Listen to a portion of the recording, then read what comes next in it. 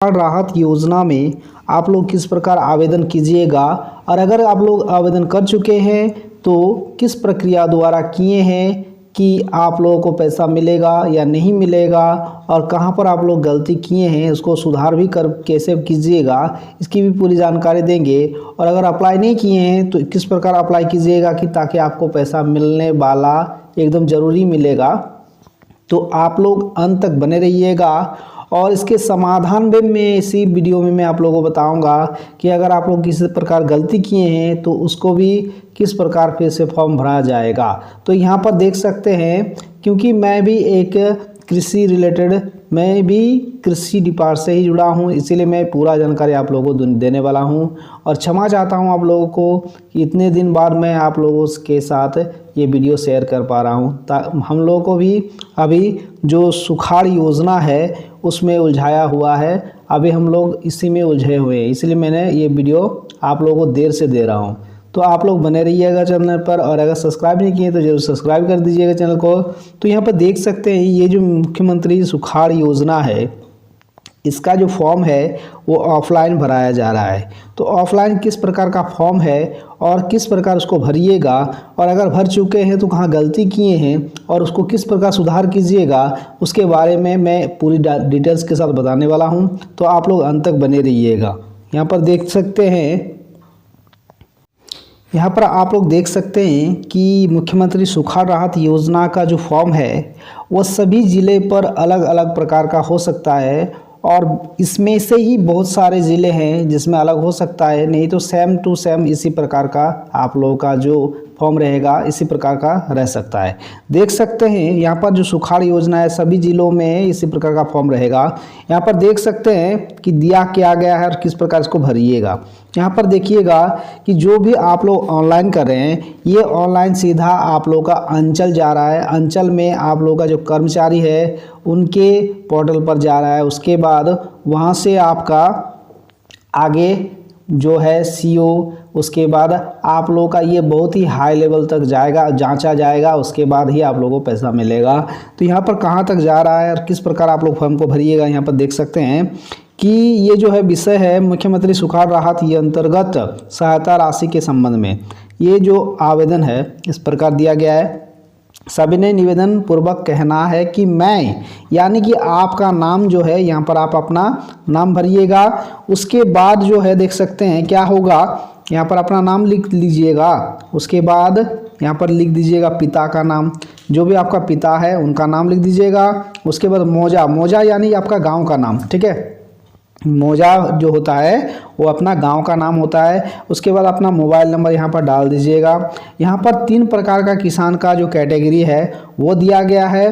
तो वह पहला क्या है, जैसे आपके पास अगर ज़मीन है तो ये सिर्फ आप 1 नंबर का कॉलम जो है इस प्रकार भरिएगा, बाकी 2 कॉलम नहीं भरिएगा। यहाँ पर देख सकते हैं जिसके पास ज़मीन है वह अपना मौजा भरेगा, ठीक है। मौजा यानी अपने गांव का नाम। खाता, खाता यानी आपका जो जमाबंदी नंबर होता है उसको भर लीजिएगा। प्लॉट यानी किस प्लॉट, जिससे धान का प्लॉट अलग होता है और अपना जो मैदान होता है उसका प्लॉट अलग होता है, जो घर है उसका प्लॉट अलग होता है, और जो आपका गौरिया है, तालाब है, उसका भी प्लॉट अलग अलग होता है। तो जो धान का प्लॉट है वो आप यहाँ पर बैठा दीजिएगा। सपोज दैट मान लीजिए मेरा एक 213 एक क्या है धान का प्लॉट है, उसमें लिख दीजिएगा। और जो आपका उस प्लॉट में जितना डिसमिल ज़मीन है उसको यहाँ पर दर्शा दीजिएगा। इसमें ये जो आप लोगों को सुखाड़ का पैसा मिलेगा ये आपका ज़्यादातर ज़मीन से रिलेटेड नहीं है। ज़मीन आपका 10 डिसमिल हो या 1 एकड़ हो, आप लोगों को समान पैसा मिलेगा।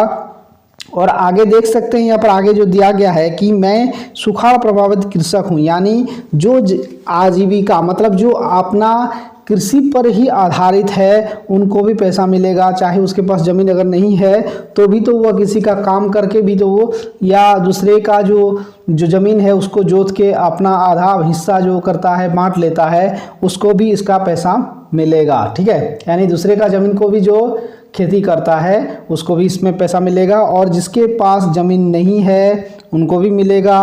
और जो मज़दूर है यानी कि जो मज़दूरी करता है खेती के समय दूसरे लोगों के खेत में जो मज़दूरी करता है उनको भी मिलेगा, चाहे उसके पास अपना पर्चा हो या ना हो, वो दूसरे का पर्चा जिसके खेती करते हैं उसका पर्चा लगाकर भी यह सुखाड़ का फॉर्म भर सकता है और उनको भी पैसा मिलने वाला है। ठीक है, तो सिर्फ इसमें एक ही क्राइटेरिया है, जैसे कि आप लोगों का राशन कार्ड होना चाहिए, क्योंकि राशन कार्ड सरकार ने कहा है कि एक परिवार में एक ही को इसका फ़ायदा मिलेगा, यानी कि राशन कार्ड को सरकार द्वारा एक परिवार माना गया है। उसमें चाहे आपका 2 आदमी रहे, 5 आदमी रहे या 10 आदमी रहे, राशन कार्ड के हिसाब से इसमें पैसा आपको मिलने वाला है।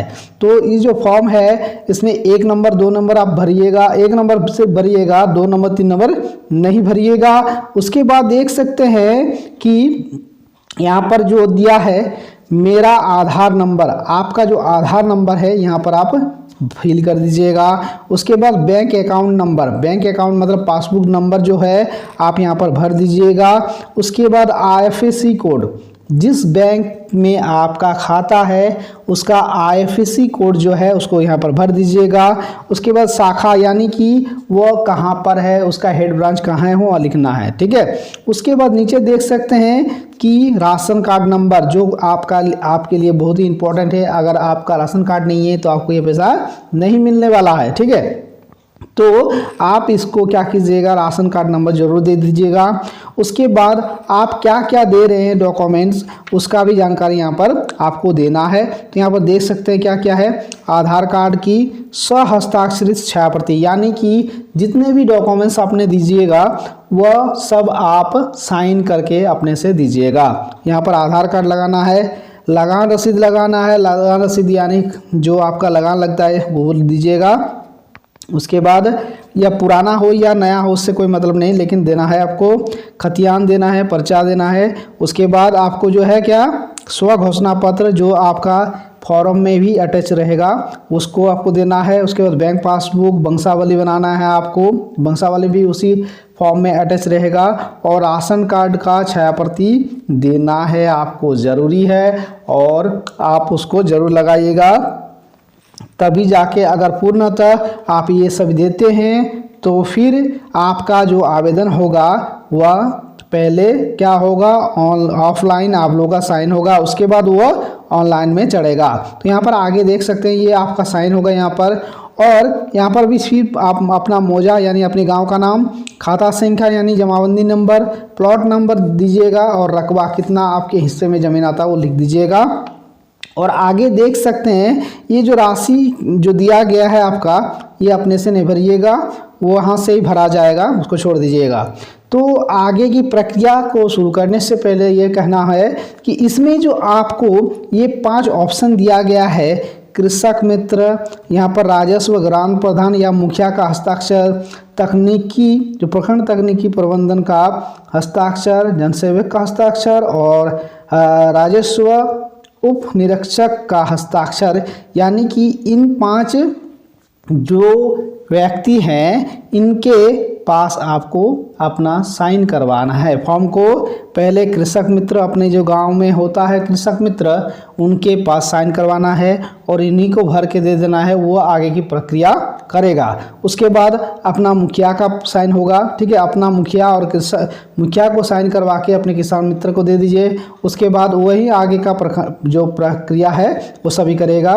वो आपका जो प्रखंड का जो साइन होता है प्रखंड में, ये जो जितने भी है जनसेवक है, कर्मचारी है और BTM ATM जो भी रहेगा कृषि पदाधिकारी में, वो सभी का साइन करवाएगा। और आगे देख सकते हैं यहाँ प्रखंड कृषि पदाधिकारी का हस्ताक्षर, यानी कि ये जो जितने भी साइन है नीचे वाला उसको आपको करवाना नहीं है, सिर्फ ऊपर वाला 5 साइन आपको करवाना है, जो कि कृषक मित्र मुखिया का होगा और तकनीकी प्रबंधन जनसेवक और आपका राजस्व कर्मचारी का आपका साइन होगा। और ये जो तीनों है नीचे देख सकते हैं, ये तीनों जो है ये आपका डिजिटल साइन होगा जब आप ऑनलाइन कर चुके होंगे तब। तो आगे इसको भर लीजिएगा। उसके बाद आपका वंशावली बनेगा, यहाँ पर आपका अपना नाम दे दीजिएगा, देख सकते हैं। उसके बाद पिता का नाम, मौजा अपना गांव का नाम हो जाएगा, खाता संख्या यानी जमाबंदी नंबर, प्लॉट नंबर अभी बता दिए आपको, और रकबा कितना हिस्सा आपका आता है। उसके बाद किस प्रकार वंशावली बनाइएगा, वंशावली में जिनका मान लीजिए पर्चा में जिनका नाम है पहले स्वर्गीय करके उनका नाम दीजिएगा, उनके बेटे का नाम अगर स्वर्गीय है तो स्वर्गीय लिखिएगा, उनके बेटे का नाम जहाँ तक आपका स्वर्गीय है वहाँ तक सीरियली उतारिएगा। उसके बाद जहाँ से आपका जिंदा है वहाँ से सभी का नाम आप लोग ऐड कर दीजिएगा, ठीक है। और जहाँ पर आपका नाम आ जाता है वहाँ पर आप आवेदक उसको गोला करके आप आवेदक कर दीजिएगा। इस प्रकार आप वंशावली बना लीजिएगा। और नीचे आप देख सकते हैं कि यहाँ पर जो दिया गया है कि उपरोक्त वंशावली सही है और युक्त वंशावली में किसी भी प्रकार की गड़बड़ी पाए जाने पर जिम्मेदारी मतलब जो जिम्मेदार होगा वो मैं रहूँगा तथा मेरे विरुद्ध कानूनी कार्रवाई की जा सकेगी। यानी कि अगर कोई गलती कर रहे हो तो वो खुद से अपना साइन करेगा कि जो इसका जिम्मेदार हूँ वो मैं ही हूँ, मैं गलती किया हूँ, ये वो मान लेगा यहाँ पर अपना साइन करके, ठीक है। और किसी का कोई नहीं होगा, जितना भी गड़बड़ी होगा उसी के ऊपर रखा जाएगा, ठीक है। और यहाँ पर प्रधान का भी या मुखिया का भी हस्ताक्षर होगा, यहाँ पर नीचे देख सकते हैं आप। आगे क्या दिया गया है यहाँ पर देख सकते हैं, यहाँ मुखिया का भी साइन आपका होगा क्योंकि मुखिया का भी इसमें वंशावली में साइन चलेगा, ठीक है। यहाँ पर चाहिए जो आपको करवाना है। उसके बाद आप देख सकते हैं कि आगे दिया है स्व घोषणा पत्र, जिसमें आप स्वयं घोषणा कर रहे हैं कि मैं फलाना जो भी हो। उसके बाद मेरे पिता या पति का नाम, अगर लेडीज़ है तो पति का नाम लिखिएगा, और अगर जेंट्स है तो आप अपना पिता का नाम लिखिएगा। उसके बाद मौजा यानी गांव का नाम, पंचायत अपना जो आपका पंचायत होता है, थाना अपना, और अंचल भी अपना लिख दीजिएगा। उसके बाद आगे देख सकते हैं, यहाँ पर नीचे देख सकते हैं क्या लिखिएगा, लास्ट में आपका जो दिया है ये घोषणा कर दिए, उसमें लास्ट में आपको हस्ताक्षर करना है। यानी कि ऊपर में जितना भी दिया हुआ है इसको पढ़ लीजिएगा और आप यहाँ पर हस्ताक्षर कर दीजिएगा। अगर ये घोषणा कर रहे हैं कि अगर कोई भी गलती होता है तो इसके जिम्मेदार सिर्फ मैं रहूँगा और कोई नहीं, तभी इसमें आप इसमें साइन कर दीजिएगा। अपना आधार नंबर भर दीजिएगा यहाँ पर और मोबाइल नंबर भर दीजिएगा। तो इस प्रकार आपका ऑफलाइन का फॉर्म भरा जाएगा। इस प्रकार अगर आप भर दिए तो आपका कोई त्रुटि नहीं रहता है, आपका कहीं पर भी फॉर्म का रुकने या कटने या कुछ रिजेक्ट होने का कोई समस्या नहीं आने वाला है। आप लोगों को ज़रूर उसमें पैसा मिलेगा। अब प्रक्रिया है जो ऑनलाइन कर चुके हैं उनके लिए भी मैं बताना चाहता हूं। अगर आप लोग ऑनलाइन कर चुके हैं तो किस प्रकार ऑनलाइन किए हैं। बहुत सारा आदमी जो है ऑनलाइन इस प्रकार किया है कि उसमें सिर्फ कोई डॉक्यूमेंट्स दिया ही नहीं है, जो ये घोषणा पत्र और जितना भी फॉर्म निकला है उसको चढ़ाया नहीं है, डायरेक्टली सबमिट कर चुका है। डायरेक्टली जो सबमिट कर चुके हैं, जो KYC किए हैं, उनका जो आपका CSC द्वारा क्या किया जा रहा है, उनका इसमें ऐड किया जा रहा है। जो पहले फसल राहत योजना था उसमें जो KYC किए हैं उनका जो आपका डायरेक्टली आधार नंबर से उनका खुल जाता है, ऑनलाइन होता है। फिर उसमें आपका तीन ऑप्शन दिया हुआ रहता है। एक होता है आपका बैंक खाता, जिसमें आपको अपना बैंक खाता डालना है, और दूसरा जो ऑप्शन रहता है एक वंशावली, एक रसीद रहता है। तो जिसमें रसीद में आपको तीनों चीज़ डालना पड़ेगा, पर्चा, रसीद और आपका प्लॉट नंबर का जो नीचे वाला रहता है, उस तीनों को ऐड करके आपको उसमें डालना है। और उसके बाद आपको घोषणा पत्र में आपको लिखना पड़ता है कि आपका जो फॉर्म है उसमें आपका ऊपर पेज जिसमें 5 का साइन रहेगा, आपका दूसरा पेज जिसमें आपका वंशावली बना रहेगा, मुखिया का साइन रहेगा, और तीसरा पेज जिसमें आपका लास्ट वाला स्व घोषणा पत्र रहेगा। ये सभी को आपको ऑनलाइन करना है। अगर आप लोग इस प्रकार इसको ऑनलाइन करवाए हैं तो ठीक है, अन्यथा आपका जो फॉर्म है वो रिजेक्ट हो सकता है, ठीक है। और आगे आप लोग अगर मान लीजिए किसी का इस प्रकार कर चुके हैं, उनका तो रिजेक्ट हो जाएगा, तो आपका क्या प्रक्रिया है। अगर आपका फॉर्म रिजेक्ट होने वाला है, आप जानते हैं कि हमने गलत भर चुके हैं, तो आप परिवार के दूसरे सदस्य के नाम पर भी ये कर सकते हैं। अन्यथा पहला जो आप देख सकते हैं कि आपका अगर सही है फॉर्म तो आप भरेगा नहीं, और अगर आप लोग दूसरा भरते हैं, मान लीजिए जानबूझकर 2 भर देते हैं, तो आप अपने जिम्मेदारी पर कर रहे हैं, क्योंकि सरकार आपके ऊपर कार्रवाई भी कर सकता है। तो इसकी पूरी जानकारी मैंने आप लोगों को इस वीडियो में दे दिया। अगर आप लोगों को अच्छा लगे तो चैनल को जरूर सब्सक्राइब कर दीजिएगा, लाइक कर दीजिएगा, और आगे आने वाले वीडियो मैं आप लोगों तक जरूर पहुंचाते रहूँगा। अब देरी के लिए माफ़ी चाहता हूं, और फिर से मैं आप लोगों का शुक्रगुजार हूं, और आप सभी से आज विदा चाहता हूं। फिर मिलेंगे नेक्स्ट वीडियो में। थैंक यू, धन्यवाद।